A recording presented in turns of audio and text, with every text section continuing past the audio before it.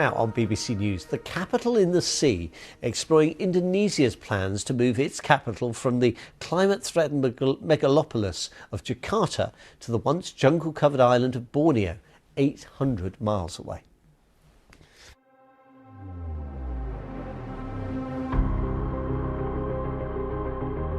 Jakarta is the world's fastest sinking city. If we do nothing, that by 2050, the 95% of the coastal area of Jakarta will be below the sea. The Indonesian capital is subsiding and the Java Sea is rising. This was built in an attempt to hold back the tide, a giant seawall that goes for hundreds of meters.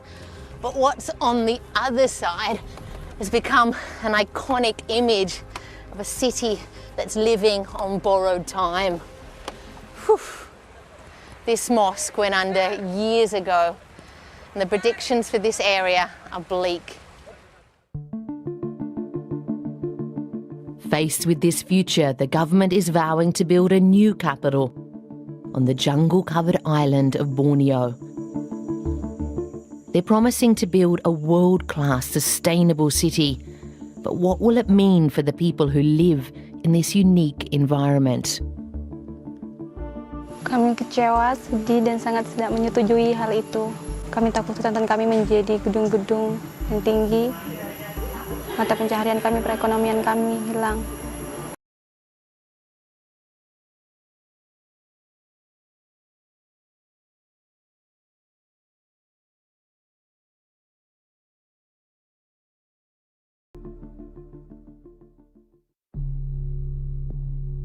Annual floods plague Jakarta, the city I've called home for more than 10 years. They're getting worse with climate change. This January, the heaviest rains in decades caused widespread flooding. But Jakarta is also a victim of its own policies, an example of urbanisation gone horribly wrong. Most people in this megacity rely on groundwater. So much is being pumped out that the land surface is sinking, and so too the buildings and houses above it.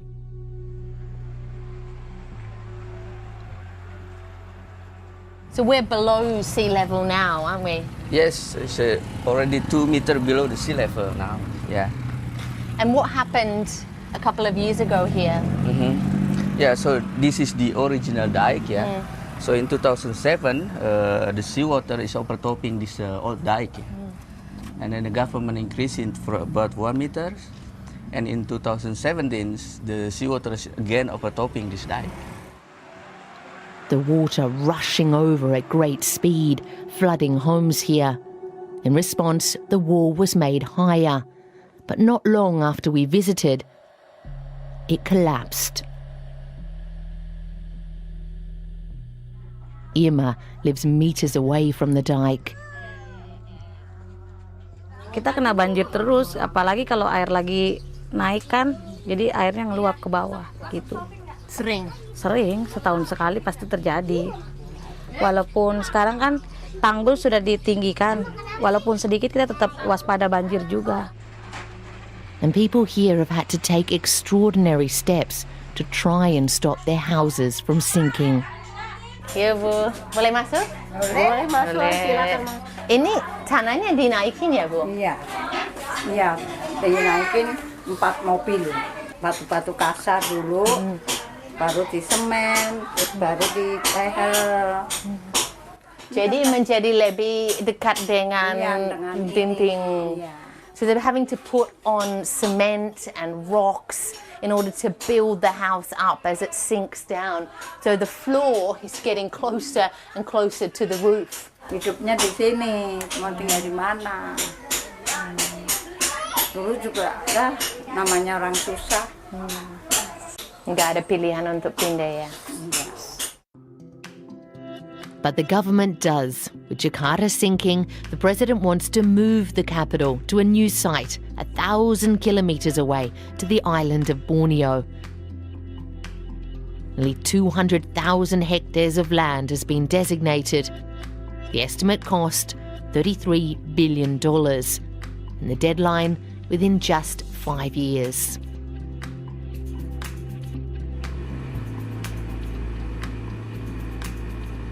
The fastest way to get to the remote site here in Borneo is by boat.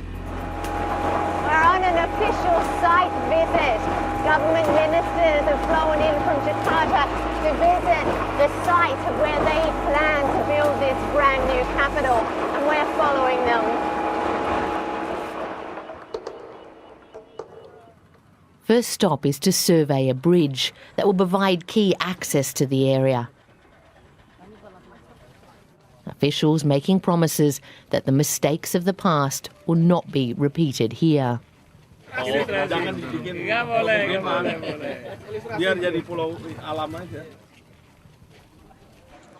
But there's no time for questions. We're told to get back on the boat. The whole tour is very disorganised and confusing, with many of the bureaucrats saying here that it's because, like the new capital, everything's changing at the last minute, and there are real questions about if the government can really pull off such a mammoth task of moving the capital. We travel for a few more hours through thick jungle on a bumpy dirt road, and arrive at a vast plantation, oil palm for as far as the eye can see. It's here we get a chance to speak with the minister, an economist, and the man the president asked to start this mammoth task. If you look at that area will be the center of the government activities. All the palace, offices, parliament will be located in that area. So in that area, although there will be many buildings for sure, but the buildings will be blended with the trees, creating the environment that you are not really in the big city, but you are in the forest, but with some urban activities. Plus, we will have electricity coming from renewable. When I looked into the details of the renewable energy, the majority of that is coming from biofuels, which is palm oil. No. Most people would say is not a green energy. No. For us, it's green energy. We have different opinion because it's still green. I mean, you cannot say that palm oil is not green. It's renewable. You can plant anytime. But it's caused immense deforestation. I think we have different opinion. Indonesia is the world's largest producer of palm oil that's found in nearly every household item, from bread to chocolate to shampoo. Over the last 50 years, tens of millions of hectares of forest across Borneo has been cleared, often to make way for pulp and paper and oil palm plantations, and also for open-pit coal mines. We've come to one of the biggest mining concessions inside the area that's been designated for the new capital. We're told that we can't go in. The mine doesn't like scrutiny, so we're going to send up the drone to get a sense of the scale of the mining that's taking place here. This mining concession is owned by one of the government ministers who's in power at the moment in President Joko Widodo's government. It's mines like this that has made Indonesia amongst the world's top exporters of coal. The area where the new administrative capital was set is ground zero for Indonesia's coal boom. The wealth gained mostly went back to Jakarta. The communities here have seen little benefit. And now illegally abandoned mines like this one, a short drive away, are scattered across the province. Death traps for children. Kadi takes me to where his 10-year-old granddaughter Natasha drowned. Ya ini terus. Ini kemarin masih hutan, ada rumput. Dulu hutan? Iya, hutan dulu ini. Ya di sini nih. Di situ itu tinggalnya. Pas cucu saya ada angkat dari sini kan. She fell in and couldn't swim. One of 36 people, most of them children, who've died in abandoned mining pits in the last few years. Yang ini waktu dia pawai juga, waktu pakai baju angkatan laut. Kayaknya bangga ini kali ini ya. Mirip ibu juga ya. Iya. Nggak buang saya sama sekali dia mukanya. Her family had been demanding in vain for the mining companies to obey the law and clean up the ravaged landscape. Saya percaya sudah lihat anak itu, tapi kok bisanya anak itu tenggelam itu nah. Jadi kaget juga ya? Iya, kaget banget Bu memang itu. Ya harapan saya ya mudahan dia kalau masih hidup itu ya bisa berbakti sama orang tuanya, ngejar cita-citanya dia yang dia inginkan. Dia kan cita-citanya udah di dokter Bu. Iya, jadi dokter dia kalau besar cita-citanya.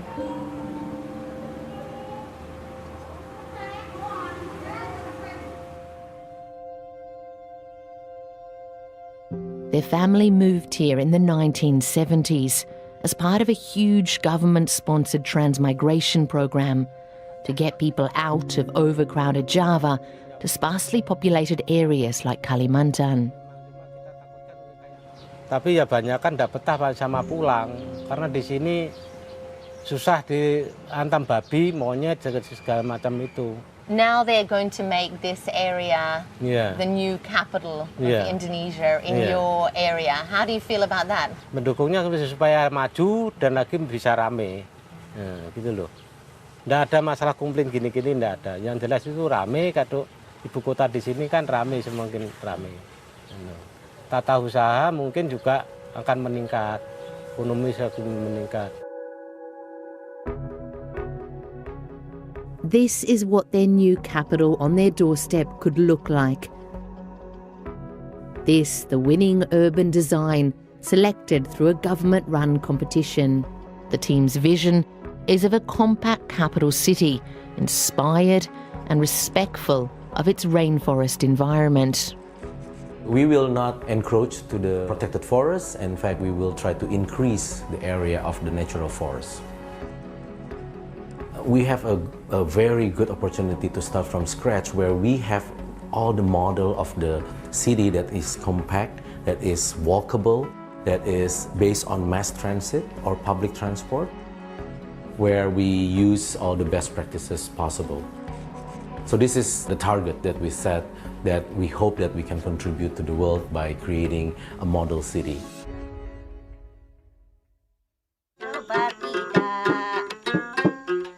It's a world away from the communities now living in the area. The indigenous people of Sepaku have witnessed the rapid destruction of their forests, an intricate part of their way of life destroyed, and they're fearful that things for them will get worse. Karena kami hanya hidup dari hutan, orang-orang pribumi khususnya. Takut budaya kami dan bahasa kami hilang jika telah menjadi ibu kota Sepaku ini.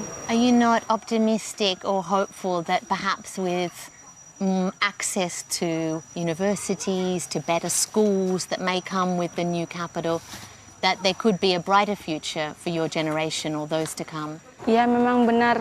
Itu pasti akan ada universitas, semua fasilitas akan mudah, akses jalan pun mudah. Tetapi kami, orang pribumi, hidupnya sudah terbiasa di hutan, selalu mencari pengobatan tradisional itu di hutan.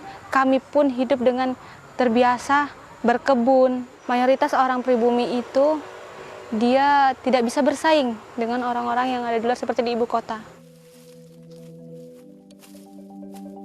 They're vulnerable to land grabbing because despite living for generations here, many families don't have certificates. It's only been in recent years that traditional land ownership has been recognised under Indonesian law, and on the ground it's rarely enforced. Jauh sebelum ada rencana ibu kota, masyarakat adat sudah banyak berkonflik dengan perusahaan yang punya konsesi. Nah, sekarang muncul negara membawa kabar ibu kota, mengatakan itu adalah milik negara. Itu akan menjadi beban yang baru buat masyarakat. Yang kemarin mereka melawan perusahaan, sekarang mereka melawan perusahaan dan negara. Karena akan lebih mudah mereka dirampas, diambil tanahnya. Bagaimana nasib generasi ini ke depan? bagaimana nasib kampung ini ke depan. Yang katanya Kalimantan sebagai paru-paru dunia itu seperti apa.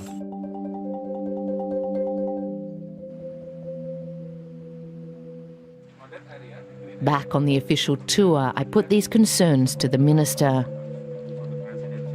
We will take care the issues of indigenous, the local people, because we know that in the past they might not have proper certificate to live in, but now with the strong government support, we are now trying to so-called legalize the certification. So we will basically revitalize the conserved forest, and we will revitalize former coal mining. The government has failed to do that up until now, and children have been drowning in those. Yeah, that's why we have to take care of this, and the reason by including that area into the new capital will help to, first to enforce the regulation, and secondly to do the rehabilitation.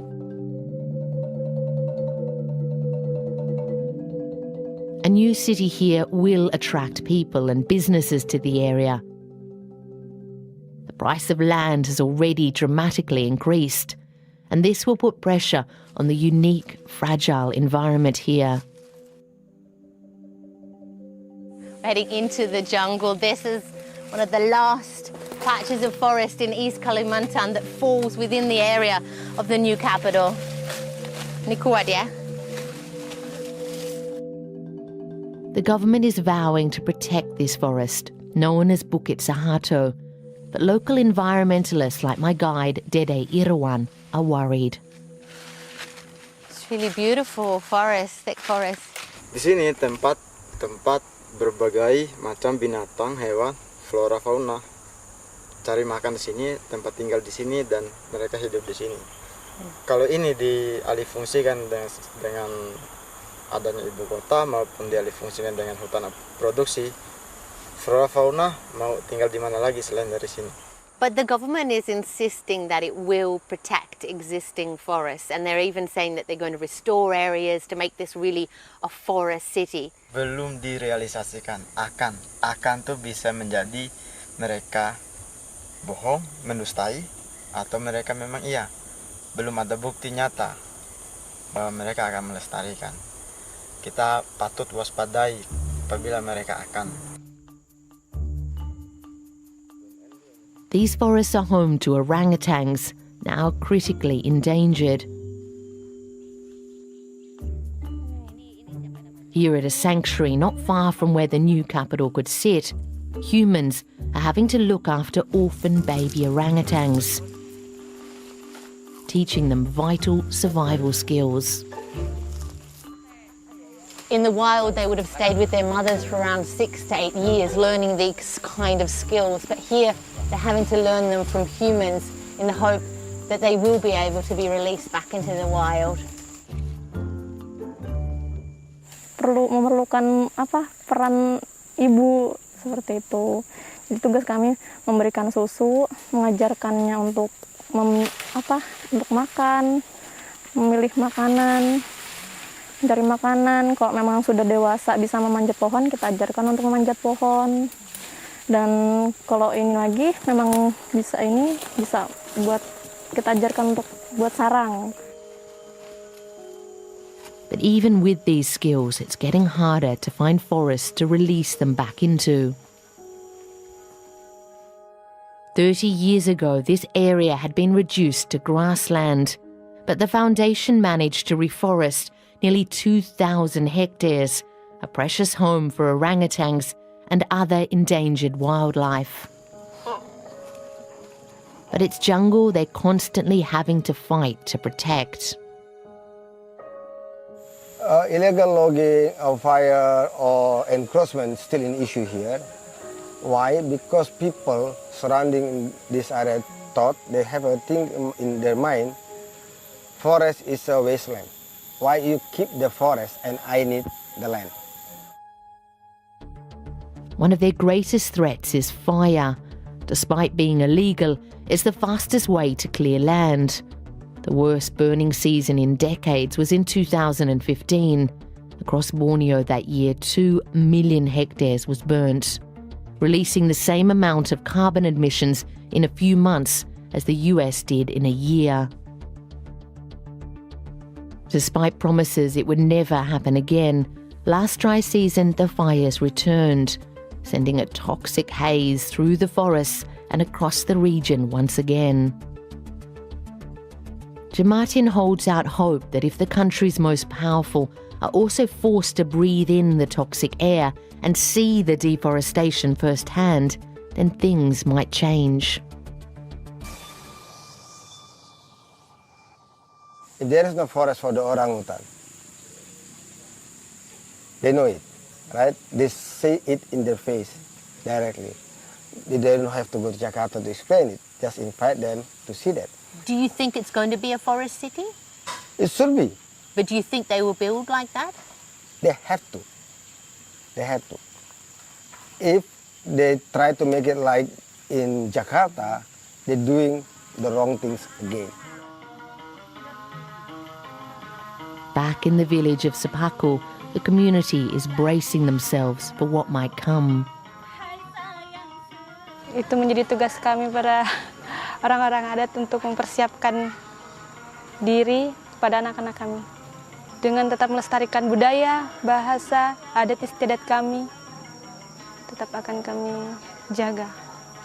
Dan kami berharap tidak ada yang mengganggu, mengambil hak kami.